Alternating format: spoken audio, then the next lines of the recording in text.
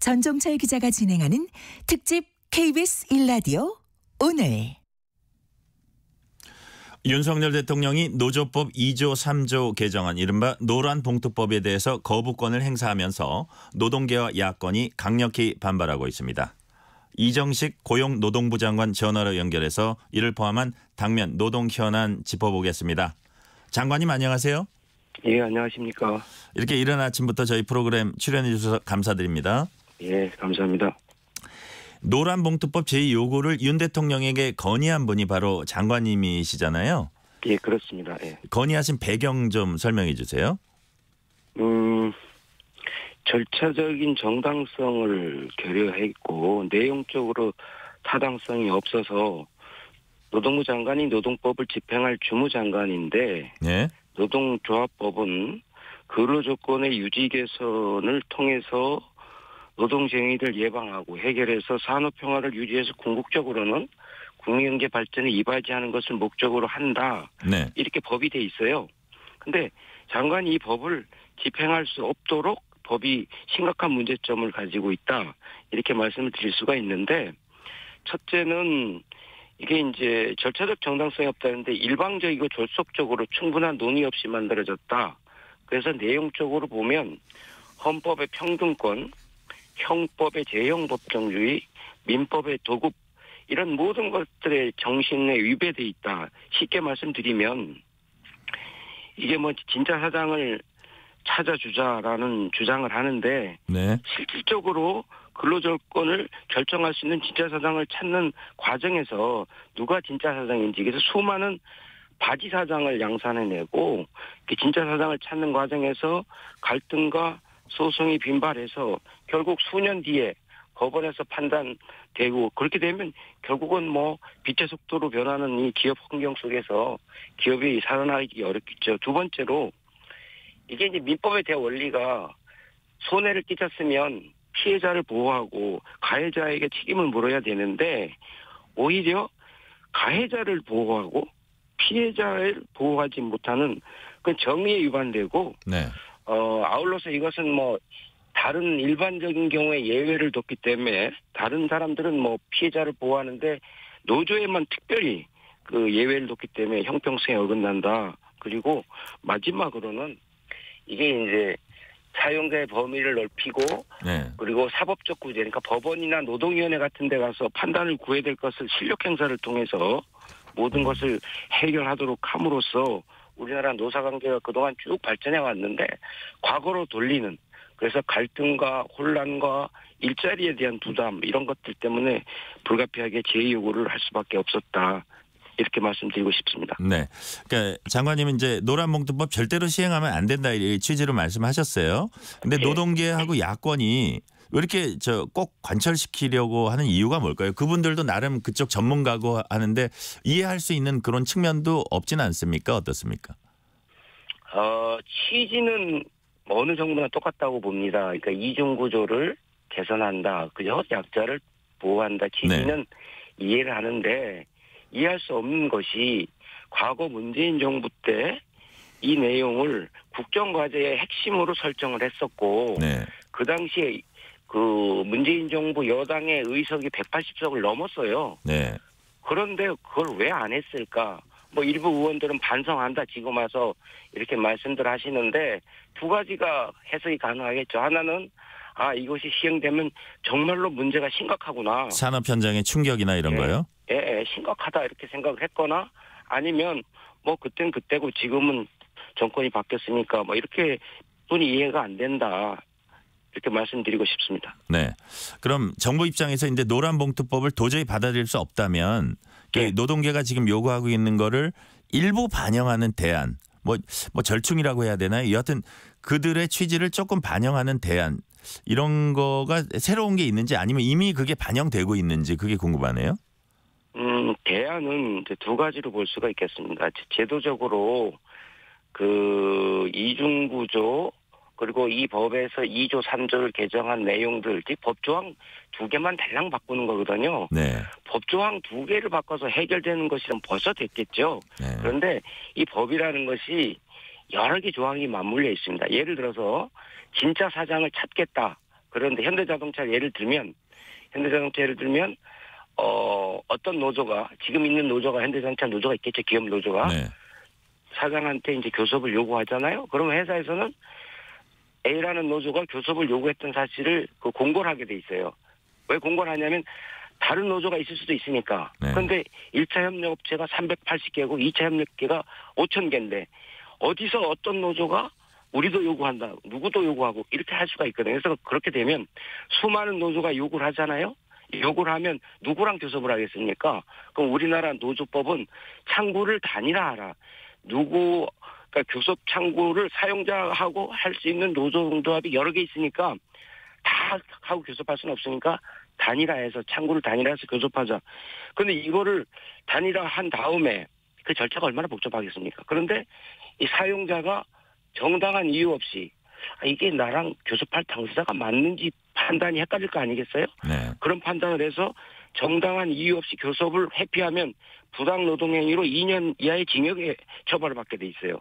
이런 모든 제도가 서로 연결돼 있는데 이런 제도를 달랑 법조항 2가지만 고쳐서는 안 된다. 그래서 이런 모든 거 교섭창구 단일화, 노조 설립 신고 제도, 그리고 노사의 힘의 균형성을 맞춰주는 이런 모든 것을 네. 전체적으로 논의할 수 있도록 지금 경사노위가 지금 사회적 대화가 추진되고 있지 않습니까? 예, 예. 그래서 거기 가서 논의를 하자는 것이고 지금 현재 이제 출발점이 되고 있는 손배 가압류가 좀 심각하다는 거잖아요. 네. 그래서 요거에 대해서는 먼저 말씀드리고 싶은 것은 우리나라 노동조합이 한 7천여 개 되는데 모든 노조는 대부분 법 테두리 내에서 법을 지키면서 대화와 타협을 통해서 모든 일을 잘 해결하고 있어요. 그렇기 때문에 현행 법은 법을 지키면서 하는 정당한 대응행위, 파업에 대해서는 손해배상도 다 면하게 해주고 형사상도 면책이 됩니다.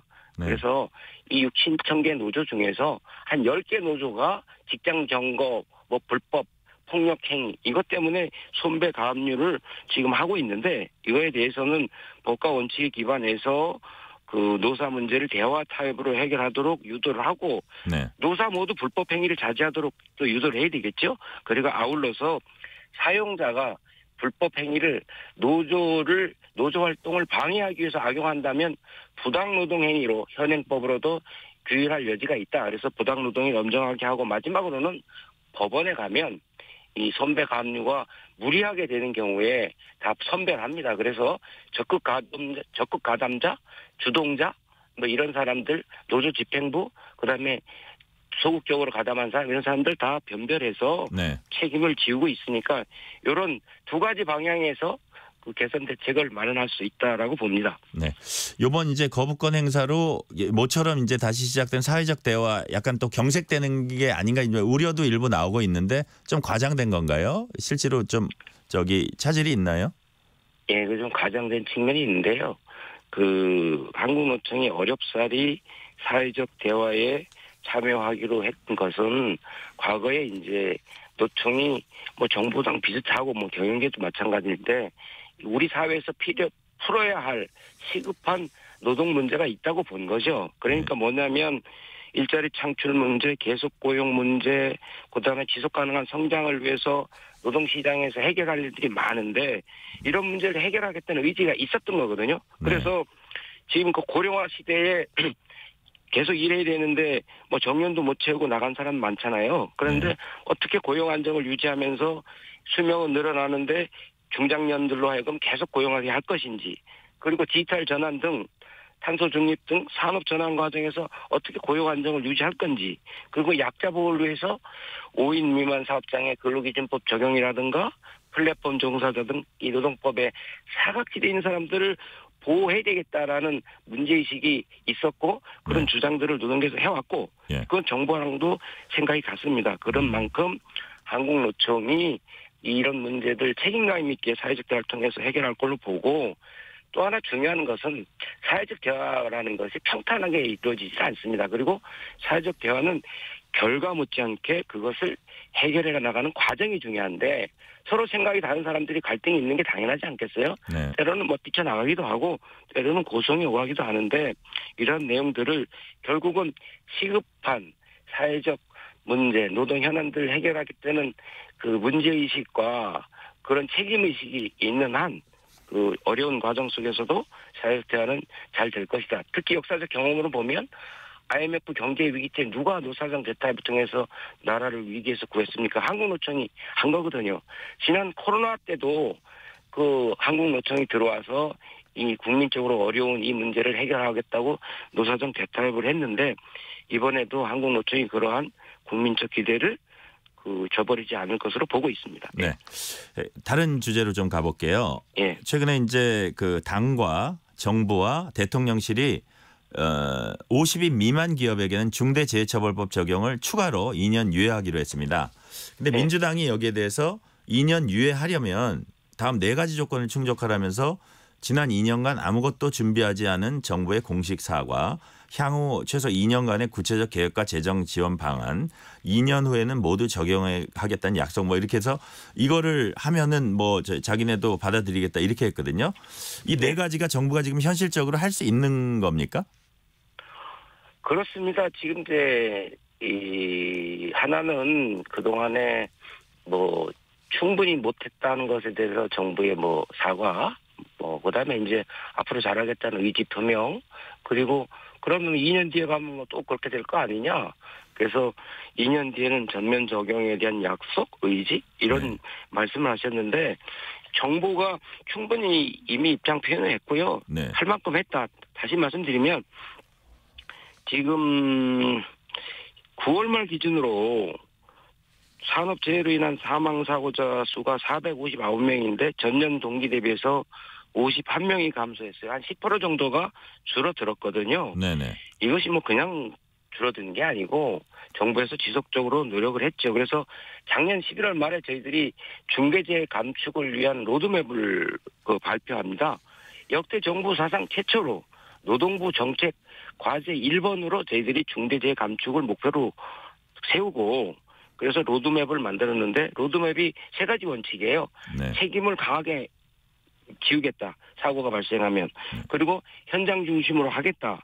그리고 새로운 방식으로 중대재해를 감축시키겠다. 그래서 책임성, 현장성, 혁신성의 방향을 가지고 로드맵을 만들었는데 그 결과를 토대로 해서 현장의 글로벌 트렌드인 위험성 평가. 네. 선진국에서 이미 그 효과가 입증됐어요. 중대재해를 획기적으로 줄이기 위해서는 노사가 힘을 합쳐서 노동조합의 참여하에 현장에 위험한 요소가 뭐가 있는지를 찾아내서 발굴하고 그것을 제거하고 안전한 상태에서 일을 해야 재해가 발생하지 않는다. 그래서 위험성 평가가 확산될 수 있도록 컨설팅, 교육, 기술 지도를 제공을 했고요. 그리고 저희가 중대재해를 줄이기 위해서 아주 모든 방법을 다 동원했는데 지역별로 업종별로 많이 발생한 지역도 있고 많이 발생한 업종이 있어요. 건설업종 같은 경우. 네. 지역 같은 경우 이제 안산, 광주, 목포 이런 쪽이 좀 많이 발생했는데 그래서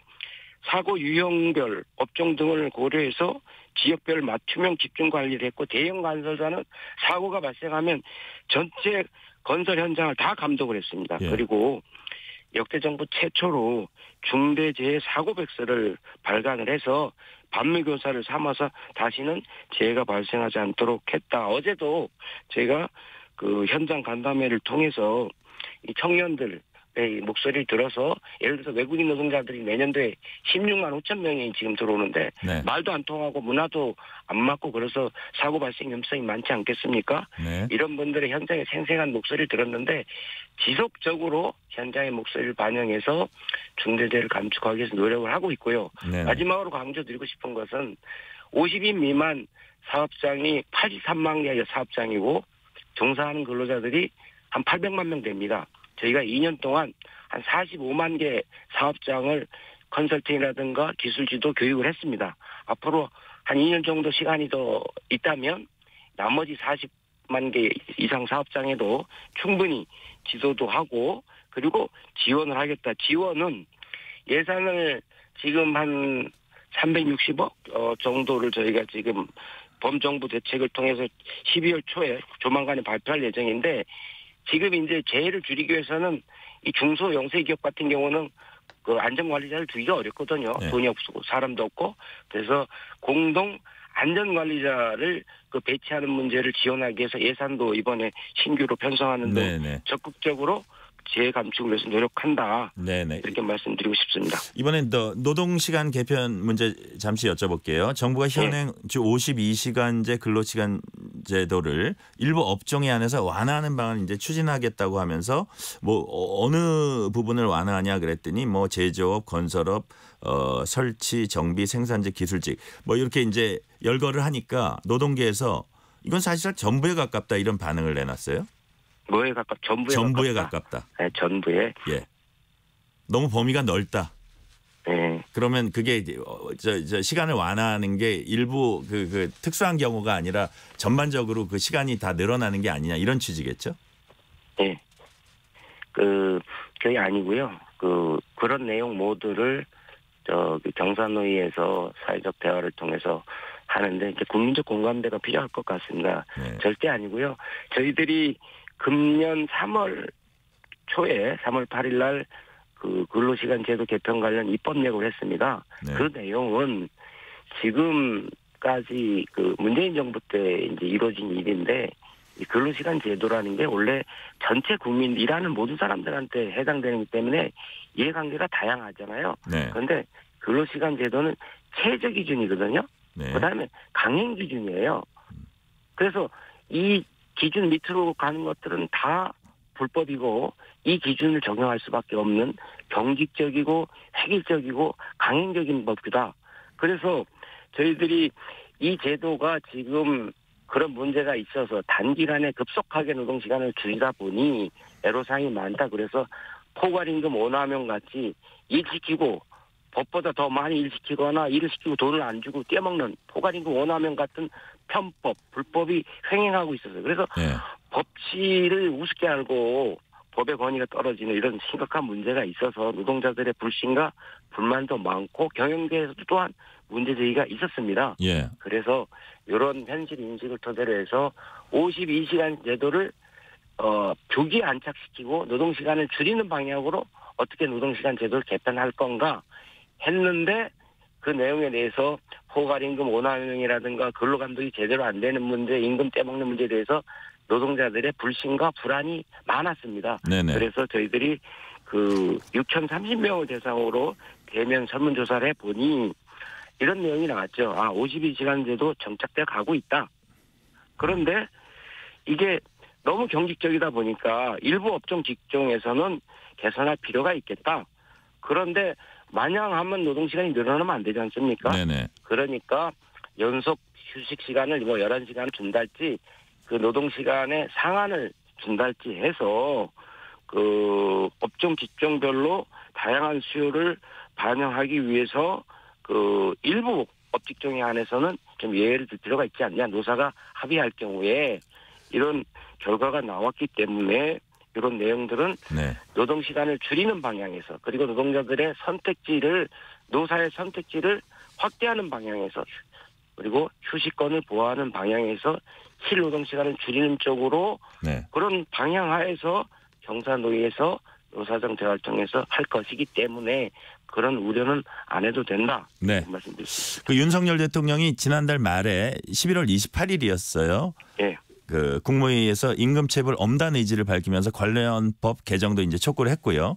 장관님도 그동안 이제 임금체불 근절 의지를 거듭 밝혀 오셨거든요. 예. 근데 임금체불 규모는 잘 줄어들지 않고 있습니다. 왜 이렇게 근절하기가 어려운 겁니까? 이게 이제 사용자들의 인식이 문제인 것 같습니다. 그리고 법의 처벌도 솜방망이 처벌이었던 것 같아요. 사용자들은 임금은 뭐 떼먹어도 된다라고 생각하는 분들이 있는 것 같고 내가 다 쓰고 난 다음에 여유가 있으면 임금을 지불한다 이렇게 생각을 하는 것 같아요. 또 하나는 그동안에 뭐 처벌 수위가 굉장히 낮았던 것 같아요. 그리고 제도적으로도 좀 미비가 돼서 그래서 이제 저희들이 이거 가지고는 안 되겠다. 그래서 이제 지난번에 국토부랑 합동 감독 나갔고 법무부랑 역사상 최초로 대국민 담화를 통해서 엄단하겠다. 그래서 네. 악의적 체불 사업주, 고의적인 사업주에 대해서는 강제 수사, 구속 수사를 원칙으로 한다. 그래서 올해 그 구속 수사가 3배나 늘어서 300억 원 이상 그 체불한 전자업체 사장님도 구속했죠. 네. 그리고 토목 설계업자도 구속했고 어제는 역대 최대 규모로 91억 원 체불임금 적발했습니다. 그런데 요거 가지고는 안 돼서 사용자들의 인식을 전환하기 위해서 신용제재 등 경제적 제재를 포함한 그런 지난번에 상습체불 대책을 발표했는데 근기법 개정안이 지금 발의돼 있습니다. 네네. 조속히 법 개정안이 이제 통과될 필요가 있겠다. 그런데 무엇보다 중요한 것은 이 청년들이 참 피해가 많습니다.